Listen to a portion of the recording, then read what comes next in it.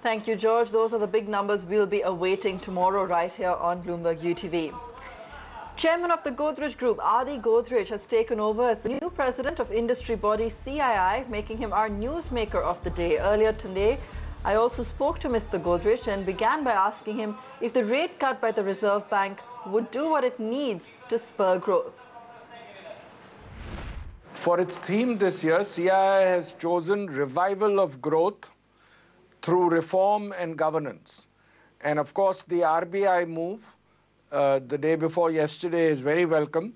After having raised interest rates several times in the last few years, RBI has reduced the repo rate. I think that's very welcome. The 50 basis point reduction is very welcome.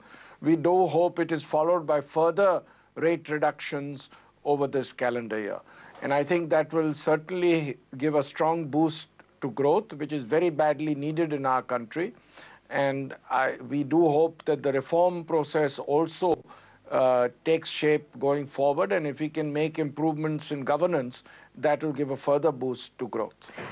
Right. I'll come back to the governance issues in a moment, Mr. Godrej. But when you talk about boosting growth, what are some of your key concerns? The RBI at least saying that they do see global uncertainty as somewhat having eased, at least for now. The currency, for instance, has been playing havoc. We're still seeing oil prices looming large. What, according to you, would be the key concerns for industry going ahead? I think the most important thing is we need to revive growth.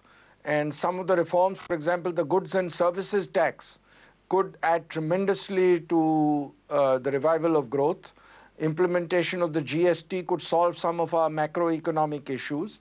Clearly, inflation is a concern. Global commodity prices have been mostly responsible for inflation.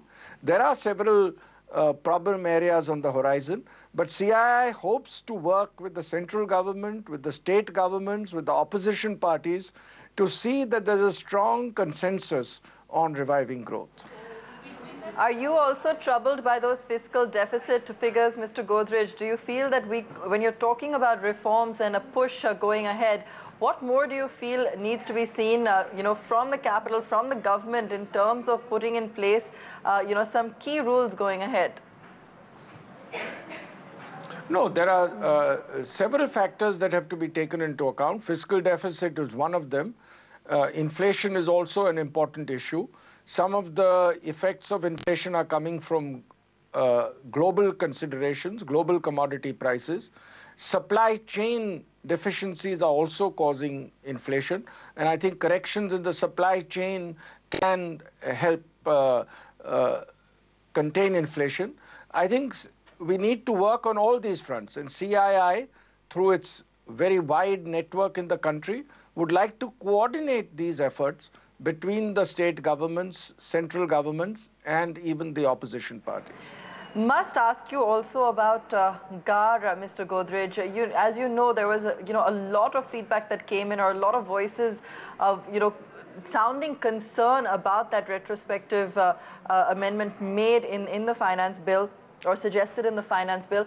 We are seeing reactions now pouring in, even in international media. We've heard Geithner talking about it. There's a lot of concern. Vodafone, of course, has gone out now and specifically, put out a notice expressing its displeasure with that move.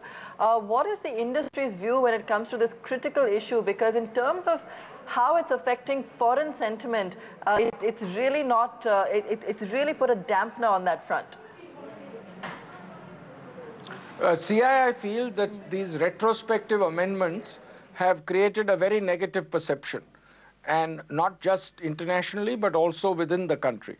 That will certainly affect investment, that will affect sentiment, and we feel that these retrospective amendments should not be implemented. We think, particularly at this point of time, the negative sentiment they are likely to create would go against the growth program we wish the country to go forward with. All right, so that is a critical factor, of course, that we'll be watching out for. Just finally, Mr. Godrej, also to get a sense from you, you've been very active when it comes to, proper or adequate corporate governance and sort of making sure that's implemented across your own companies as well as far as possible in the industry. What more is CII planning to do in that space? I think not just corporate governance, but governance in general is very important. CII was the first institution to institute voluntary corporate governance guidelines as far back as 1998. CII has worked very strongly on the corporate governance front.